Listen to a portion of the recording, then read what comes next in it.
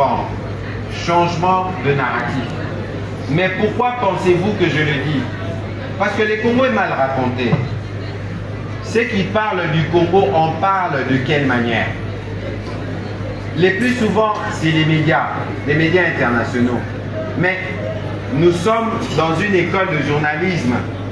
Je me souviens d'un de mes profs qui me disait l'événement, c'est pas quand les chiens mordent l'homme, c'est quand l'homme mord le chien. L'événement, c'est pas quand les trains arrivent à l'heure, c'est quand le train arrive en retard. Les journalistes, leur boulot au départ, ce n'est pas de raconter les bonnes nouvelles. Je suis désolé.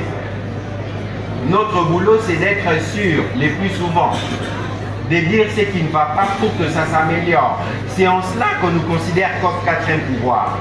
Mais dans les contextes qui est la République démocratique du Congo, il est particulier. Parce que si nous voulons avoir des médias puissants, si nous voulons que vous, dans ce que vous allez devenir, dans les emplois que vous allez exercer, que vous puissiez être bien payés, comme les réformes que nous implémentons, nous devons avoir un pays pacifié. Nous devons avoir un pays bien raconté. C'est ce qui va nous permettre d'attirer les investisseurs. Alors, est-ce qu'il faut laisser que le pays ne soit raconté que par les journalistes ou par les ONG? Les ONG font un travail extraordinaire.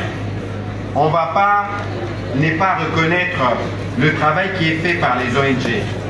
Mais les ONG n'ont pas vocation à voir que les réalités qu'elles dénoncent se terminent. Parce que si ça se termine, elles vivront de quoi? C'est pour ça que nous, dès qu'on est arrivé, nous nous sommes dit, un peu comme le professeur a évoqué Lubumba tout à l'heure, qui doit raconter l'histoire de la RDC? Est-ce que ce n'est pas les Congolais? Qui doit nous dénier notre pouvoir de parler de ce que nous sommes? C'est pour ça que c'est important pour vous qui êtes des apprenants en journalisme, pour vous qui êtes les narrateurs du présent, de comprendre que chaque peuple a le droit de se raconter. Et lorsque les peuples se racontent, vous regardez par exemple l'industrie cinématographique américaine. Lorsque vous regardez les films américains, vous n'avez pas l'impression qu'ils ont perdu des hommes au Vietnam. Mais lisez l'histoire de la guerre du Vietnam.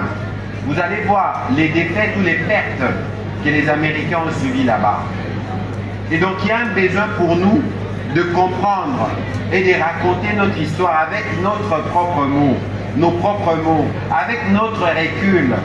Parler de notre Congo central, parler de notre Bukavu. Ce n'est pas les autres qui doivent parler de ça. Mais pour qu'on arrive à bien parler de ça, nous devons combattre l'ignorance. Est-ce que les Congolais connaissent les Congos? Est-ce que si on vous pose la question aujourd'hui, là où vous êtes, est-ce que vous connaissez les Congos? Votre réponse sera laquelle? Sûrement oui. Mais je peux aller plus loin. Le Congo a combien de provinces? Vous allez me dire 26. Je suis d'accord avec vous. Mais si je disais, j'ai besoin de 5 étudiants qui me donnent les noms de chefs-lieux de toutes les 26 provinces, je ne suis pas sûr qu'on trouvera les 5 à la première occasion. C'est pour vous dire que le Congo en lui-même, c'est une thèse. Le Congo en lui-même, c'est un travail de mémoire. Le Congo en lui-même doit être l'objet de nos études au quotidien.